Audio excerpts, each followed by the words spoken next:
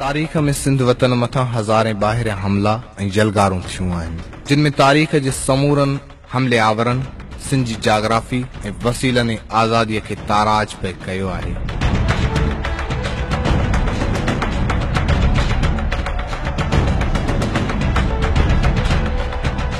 सन 632 में आज़ाद सिंध मुल्क ते राय घराणे जे दौरे हुकूमत पूरो थियो ऐं राय घराणे जे आख़िरी बादशाह राय सहासी ॿिए जी वफ़ात खां पोइ उन जे वफ़ादार हुकुमरान अमलदार चच पुट सैलाज जे हथनि में सिंध जूं वागूं अची वयूं। चच पंहिंजी ॾाहप हिकमत ऐं फ़ौज जी महारत सां सिंध मुल्क जूं वागूं संभालियूं। उन वक़्तु सिंध मुल्क जूं हदूं हिकु तरफ़ कश्मीर त ॿिए तरफ़ ईरान, खुरासान ऐं ओभर में राजस्थान ताईं वधाए हिकु वॾी सिंधु सल्तनत बणाए छॾी हुई, जंहिंखे तारीख़दान अज़ीम सिंधु सल्तनत या चच एम्पायर बि सॾीनि था।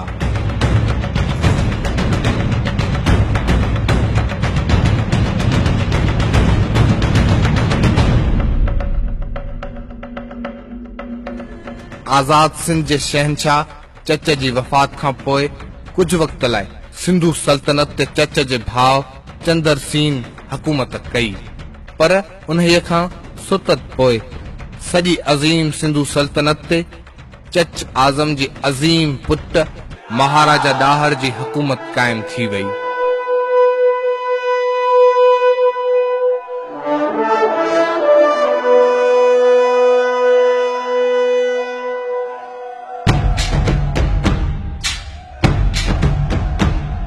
राजा ॾाहर आज़ाद सिंध जी तारीख़ जो उहो बहादुर बादशाह बणियो जंहिं जे दौर में सिंध जी रियाया में बुद्धिज़्म जो उरूज हुयो ऐं बुद्धिज़्म सां गॾु सिंध में सनातन धर्म, हिंदू धर्म, अवाइली इस्लाम जेको सूफ़ी सिलसिले ज़रिए सिंध में आयो हो, ईसायत ऐं देबल में यहूदी मज़हब जा पैरोकार पाण में भाइपी, भाईचारे ऐं रवादारीअ सां गॾोगॾु रहंदा आया पे। राजा ॾाहर जे दौर में सिंध जो वापार, कारोबार, ज़राअत ऐं सनत ॾेहा ॾेह मशहूर हुई। सिंध जा वापारी ऐं सनतकार उन वक़्तु आज़ाद सिंध जे मशहूर सामूंडी बंदरगाह देबल ज़रिए पंहिंजा सामूंडी जहाज़ ऐं ॿेड़ा ख़लीज जे मुल्कनि खां वठी सॼी दुनिया में सामूंडी वापारी बंदरगाहनि ऐं मर्कज़नि ताईं हलाईंदा हुआ।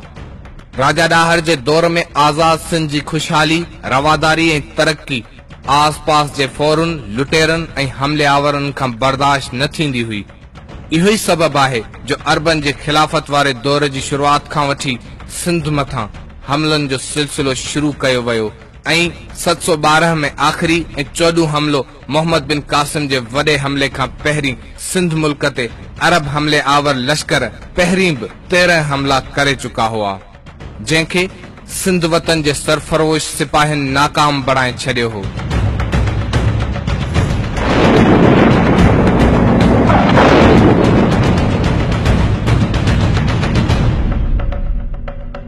सत सौ 12 में आज़ाद सिंध मुल्क जी फुरलुट ऐं कब्ज़ो करण लाइ उन वक़्तु बगदाद जे अमवी घराणे जे हुकुमरान खलीफ़े अब्दुल मुल्क जे दौर में सिंध ते वॾे हमले लाइ फ़ौज मोकिली वई,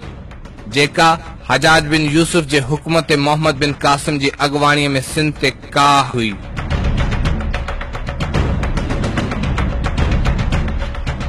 हीअ फ़ौज ॿिनि रस्तनि खां आज़ाद सिंध वतन ते हमले आवर थी। हिकु तरफ़ मोहम्मद बिन कासिम जी अॻवाणीअ में घोड़े सवार फ़ौज जो वॾो लश्कर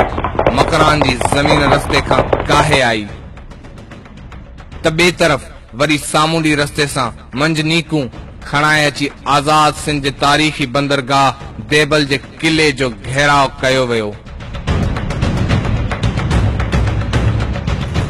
मोहम्मद बिन कासिम जी अॻवाणीअ में देबल जे किले खे लॻभॻ 1 महीने ताईं घेरो जारी रहियो ऐं इब्ने कासिम जी फ़ौज सां सिंधी सरफरोश मुहादो अटकायो बीठा रहिया। कुझु मक़ामी ॿोधी नजूमियुनि ऐं मुलनि जी गदारीअ सां देबल बंदरगाह जे किले मथां फड़कंदड़ आज़ाद सिंध जे ॻाढ़े झंडे खे मंजनीक जे पत्थर ज़रिए निशानो बणाए हेठि किरायो वियो, जंहिंखां पोइ देबल किले जा दरवाज़ा तोड़े हज़ारनि जे तादाद में मज़ामत कंदड़ सिंध जे सरफरोश सिपाहियुनि जो क़त्ल आम कयो वियो।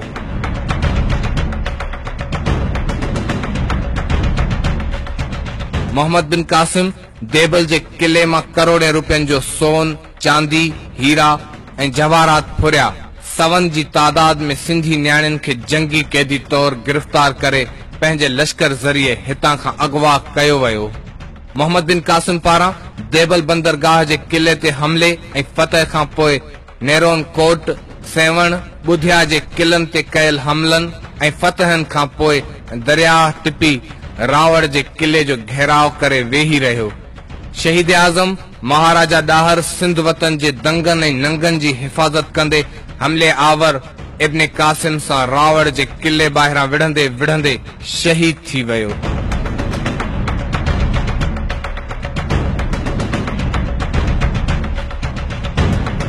इब्न कासिम रावड़ जे किले जे फतह खां पोइ लगातार सॼी सिंध ते हमला कंदो ऐं फुरलुट कंदो अॻिते वधंदो वियो। अरबन जी फतह सिंध बाबति लिखियल तारीख़ चचनामे मूजिब मोहम्मद बिन कासिम सिंध मथां कयल उन वॾे हमले में लॻभॻ 2 लख सिंधी माण्हुनि जो क़त्ले आम कयो, लॻभॻ 2 खरब रुपयनि जो सोन, दौलत ऐं माल मिल्कियत जी फुरलुट कई ऐं सिंध जे 8000 सिंधी न्याणियुनि खे अगवा करे बगदाद जी बाज़ारनि में विकिणियो वियो। सिंध वासियो, अचो त सिंध वतन जे इन्ही हमले ज़दा तारीख़ जे सरकश रूह खे भेटा ॾियण ऐं शहीद आज़म महाराजा ॾाहर खे सलाम पेश करण लाइ 25 जून 2016 ते आज़ाद सिंध जे उन्ही देबल बंदर ते गॾु थियूं जितां सिंध जे गुलामीअ जी शुरूआत थी हुई। पारां सिंध सुजागी फोरम।